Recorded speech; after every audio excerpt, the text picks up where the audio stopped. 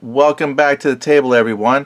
And today what I wanted to do was watch partway a video with you for the Gods of War Robert E. Lee game that's out. We took a look at their Kickstarter not too long ago, and if you still had questions about that, the game is out of Kickstarter, but the late pledge manager is open, so you can get in on the discounted prices before it goes live. I don't know when that will be. Now, however, if you come to the YouTube channel and you check out GM Board Games, you'll see they have quite a few videos for what they're offering. It's got some Kickstarter trailers and things like that. This is the playlist for the Gods of War. But if you speak Polish, because they're a Polish company, you can see it looks like they've got some other little videos related to the game itself, or turn on auto translate and let the fun begin. But what we're going to do is something a little different. We're going to play the first video.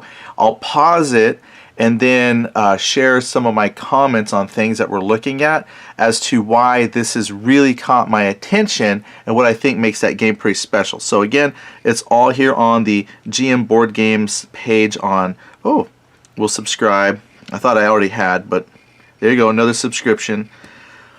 I gotta rewind this because I've watched this a couple times, but I wanted to share a few things. Now, I'll turn the sound on because I don't think they got a whole lot of music past the intro. Hello everyone, my name is Maciek. Witold is also with me, and today... Trying to pause there for a second. Okay, so the first part of the video is they're going to explain about like the setup of the mission, and just to kind of shorten that a little bit, basically, let's see, make sure you see the whole video here. Basically what's going to happen is they're talking about, you can use like the army builder. This particular scenario, they're going to have like 2 divisions that make up each corps. One is like a large division, one is like a small division, and basically the Confederate deployment over here, Union deployment on this side of the board. They've got the objectives placed, they got a little bit of terrain, and then he's saying, we're going to play a short game.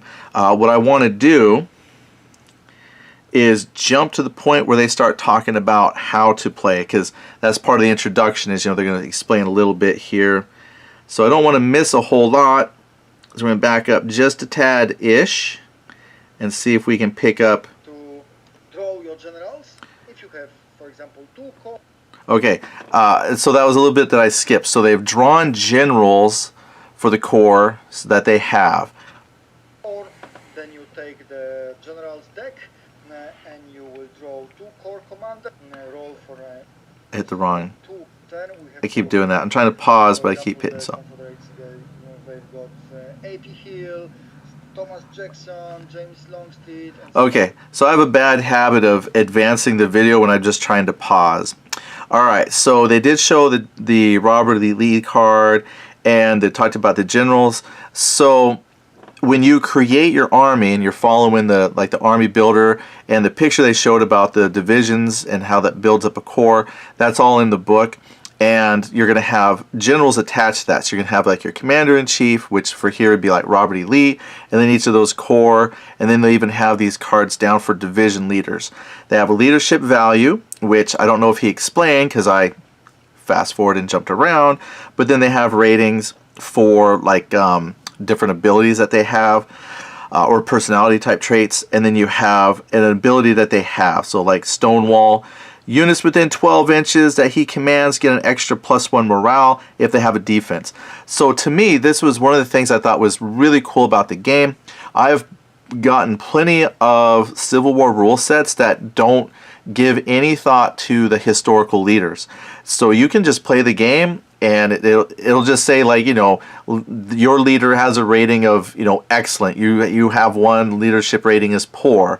And, it might have the name of someone, like it'll say, like Lee, excellent leadership. But what I thought was cool was they put the traits and personalities that say maybe why it supports that rating, something that they were known for. So they've put a little bit of research to the leader to talk about why. One other game that I've seen do that is Altar of Freedom.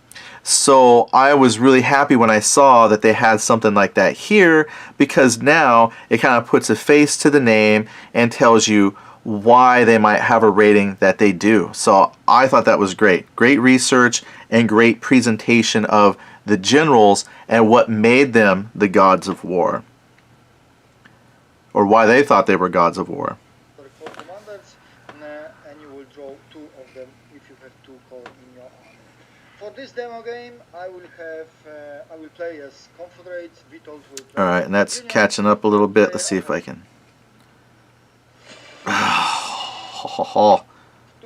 The game is about managing the dice.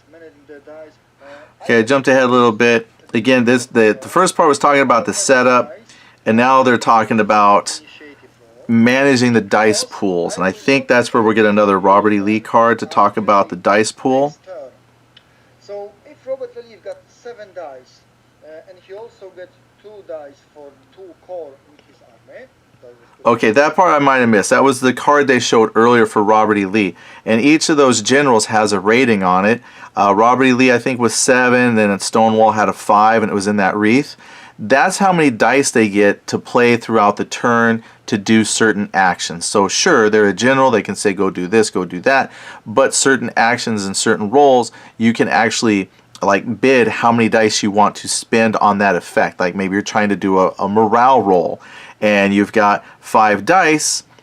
As you'll see here, it's a bid system. How many dice do you want to use on that action? And then you roll. And if you're successful, you're successful. And I think that's kind of cool. But we'll see here, they'll talk a little bit more about it.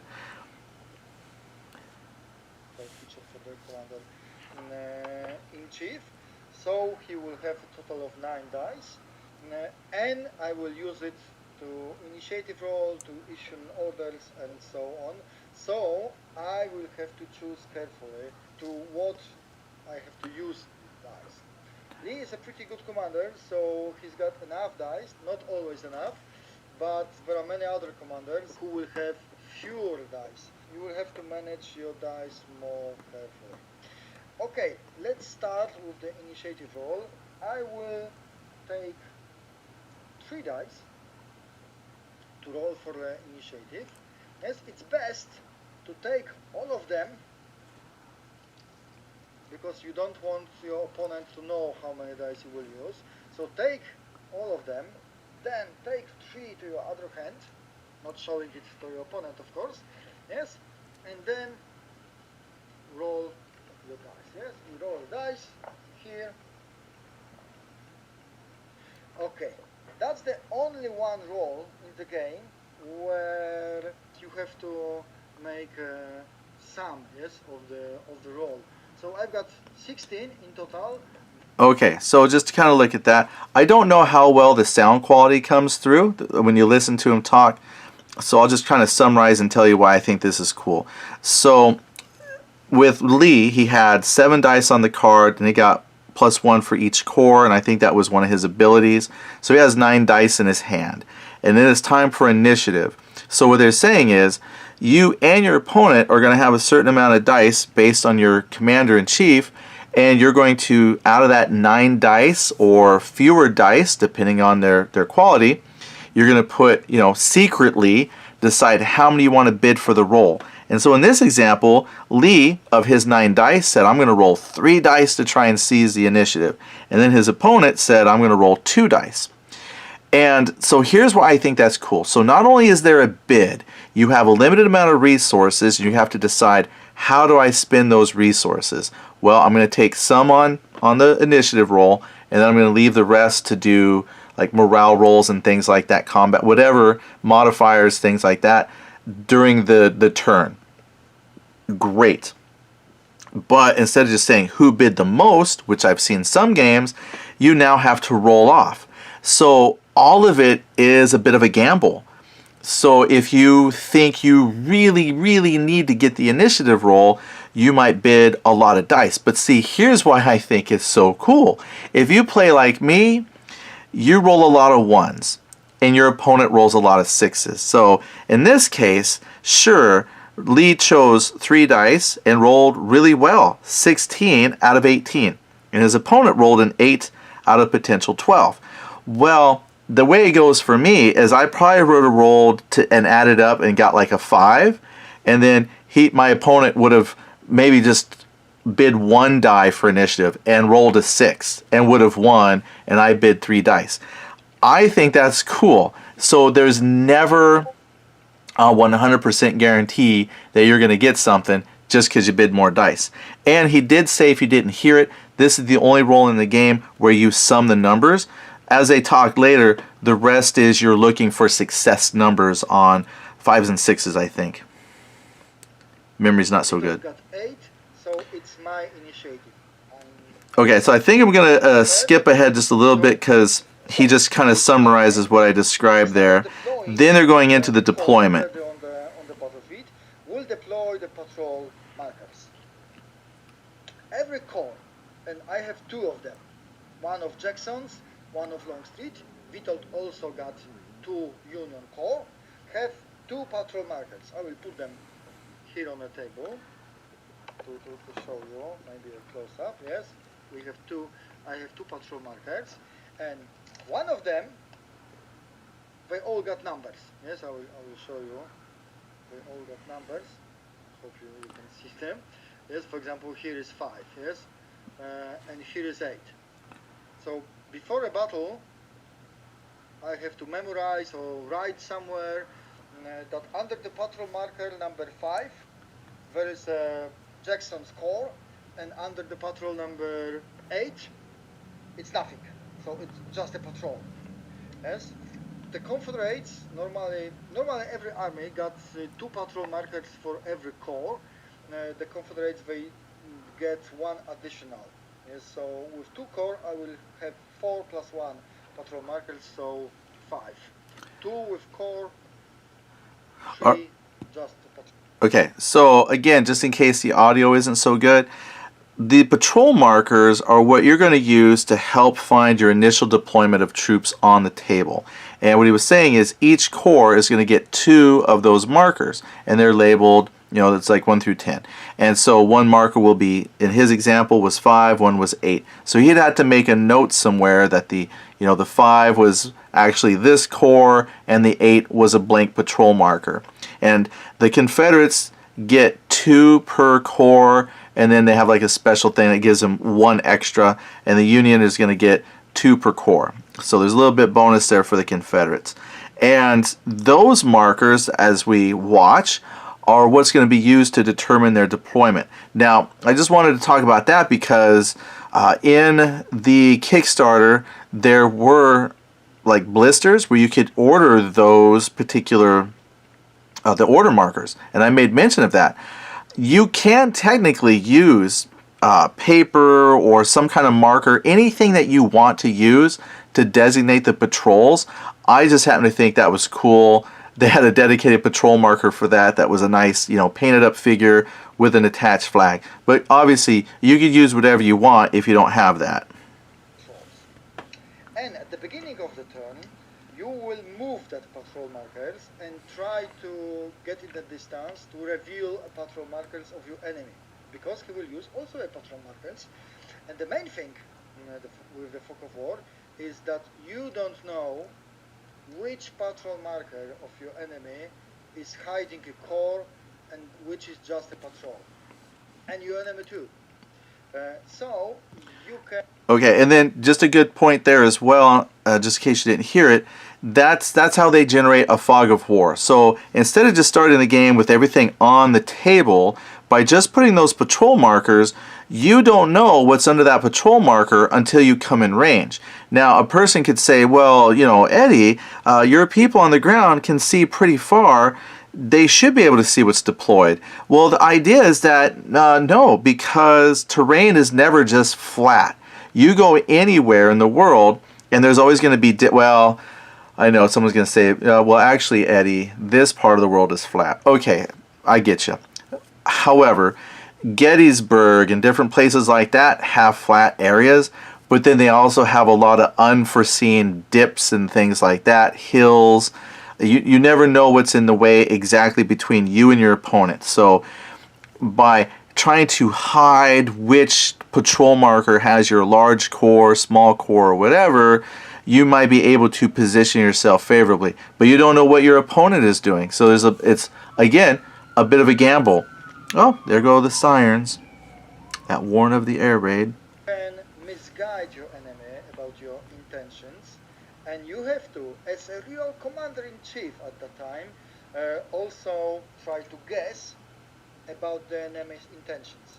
Yes, because when you see a patrol marker on a hill, yes, that's possible. It could be artillery or some army reserve artillery or something like this, but it also. Speaking of Gettysburg then, so this system makes a lot of sense for pickup games where your opponent and your opponent, they meet up and then they patrol out. If you're doing, say, a very specific set battle like Gettysburg or part of Gettysburg, the patrol system might not be as necessary because you're going to have to, maybe do historical deployments. And then people who really know the battle, yeah, you could put patrol markers down, but okay, that's so-and-so and that's so-and-so. So I could see a hybrid system where, yes, you're doing Gettysburg, you have the map of Gettysburg out, and you have objectives like, Cemetery Ridge or this, that, and the other thing. And you want to go for those objectives, but maybe not do historical deployments. It's your battle, you're the commander, so you decide through the use of the patrol markers who's going to go and do what. And since your opponent's doing the same thing, it's truly a unique Gettysburg's battle. Yes, you're fighting over Gettysburg and you're using the objectives, but since they're your forces, you could still say that, not Jackson, but now I can't even think of the name. The other dude, right? He came like the next day. It wasn't Stonewall Jackson. It was, God, the name totally escapes me. Anyway, I just read the book Killer Angels too, and I can't think of his name. I might have to pause it. I won't. But it just made me think that you can do, still have semi-historical deployments by saying, yeah, this person doesn't show up to the next day, and then you kind of know that he's coming on. But you can still have him come on as a patrol marker because your opponent might not know exactly who is supposed to come on as a reinforcement. And then it just got me thinking, the patrol phase, I think it would be interesting even in a historical deployment battle. It could be an empty patrol marker, and the enemy put artillery somewhere in some different place. Yeah, so it's very common to miss. Okay, so I've explained that a little bit. Let's jump up and watch them deploy. Base of operation. Okay. So I will put another one. just to catch you up, so the part I skipped, I went too far ahead, hard to control with your finger, but as you place your patrol, they're placing the patrol markers now. You can place them up to 6 inches away from your deployment zone. Here.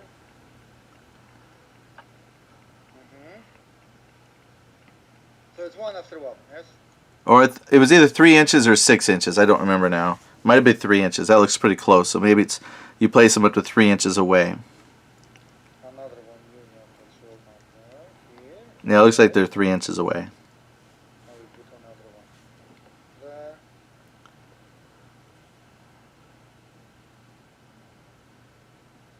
I'm afraid to fast forward. So I didn't want to watch the whole thing. I wanted to get to key points, but I can't control that with my finger for some reason. And the last one there. Okay. When all patrol markers are deployed, we will start a game. We'll start the next phase, the so-called patrol phase, which is played alternately.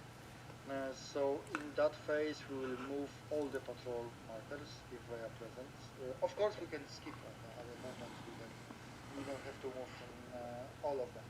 Normally the patrol marker can move up to 12 inches, so it's your choice where to move it.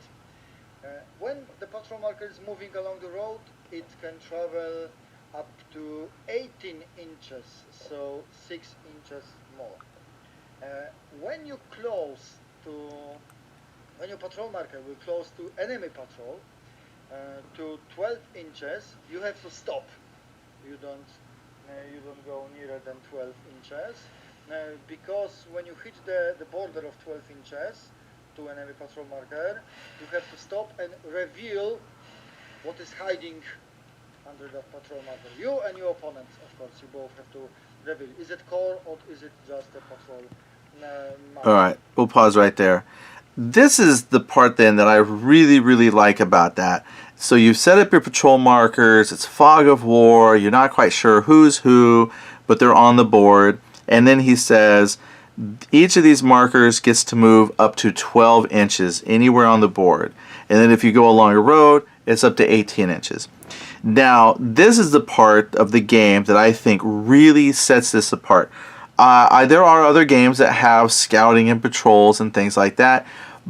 So cool. You know, I'm not going to say that this is innovative, no one else has done it, but I really like the way they've done it here. It's pretty simple. So I know, like, if you take Chain of Command by Two Fat Lardies, they also have a patrol phase, but it then involves using sticks to measure out angles, and then how far back within that angle you can deploy just within here to set up jump off points. You know, it's a little bit more than this, but this is simplified but has a similar effect. So you're going to move your 12 inches, then your opponent moves 12 inches. You alternate back and forth.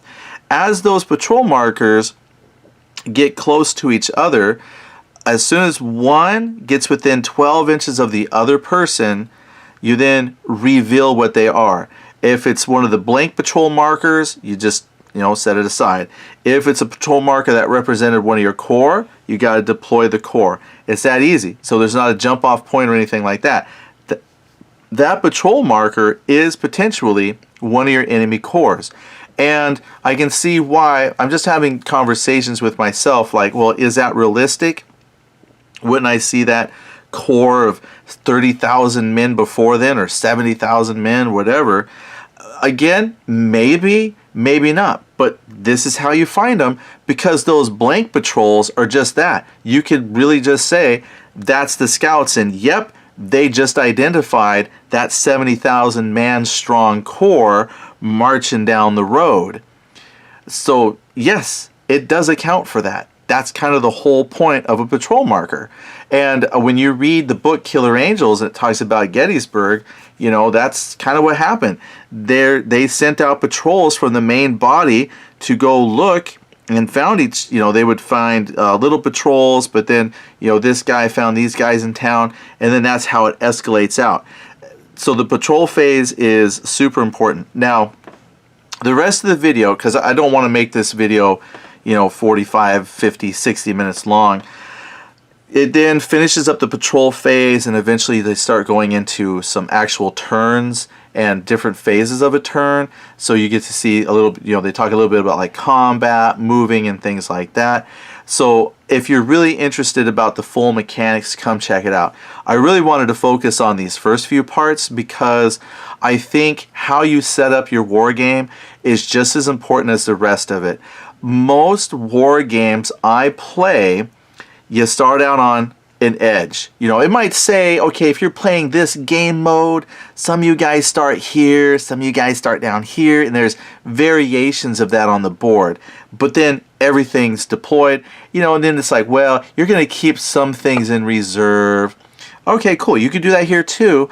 But I think what really makes this work, I'm very excited to try, is one, the variable initiative. So you do that bid system, and you still got to roll the dice, and there's a chance you can still muck it up, and your opponent gets the initiative. And then two, the simplistic combat patrol phase, where you've got these patrol markers that represent your core, and some are blank, maybe deceptive, however you want to do it. And then they start patrolling the board to find each other. And when you find each other, like, oh, there's the core I was looking for. And then there's not worrying about like jump off points and things like that, which for a game this scale really wouldn't work. So you just, okay, we're going to scout out. And the scouting determines where your deployment is, instead of just saying you're on this side of the board, you're on that side of the board. And to me, that's pretty cool. A game that I like at Sans Resultat, which is Napoleonics, the scenarios are kind of similar-ish. It'll say, British start over here, maybe French over here. but everybody starts deployed in columns. And then you have to, or ployed in columns. And when you get to a point where you think you need to deploy your troops out, you then have a deployment phase that you would actually take those men that are in those long, miles long baggage trains and put them out into their lines to fight. This, I think, works better for Civil War because they also had miles of baggage trains and things like that in the Civil War, but I think they had a lot more use of like scouts and whatnot. And so to me, this just seems to capture the period feel a little bit better. I've got my patrols going out, and oops, my patrol ran into the main body of the enemy, and here we go. Now we know where we're going to do some of the fighting. So to me, I think this is a great way to set up your board to play. And the thing I like about it is this. I could play the same scenario, same troops, but mix up my patrol phase markers as to which patrol marker represents which corps and which one is fake, and it's a different game the next time. So this system allows you to play the same game over and over, and it theoretically will never be the same. So that one simple mechanic, I think, really ups the game. Yeah, I guess you could say that. So watch the rest of the video. I think it's equally important to see the rest of the phases. But for me, setting up the game so you can actually play, I think they've got a brilliant system in that. Anyway, tell me what you think. What are your thoughts, ideas? And we'll see you on the next video. Thanks for watching.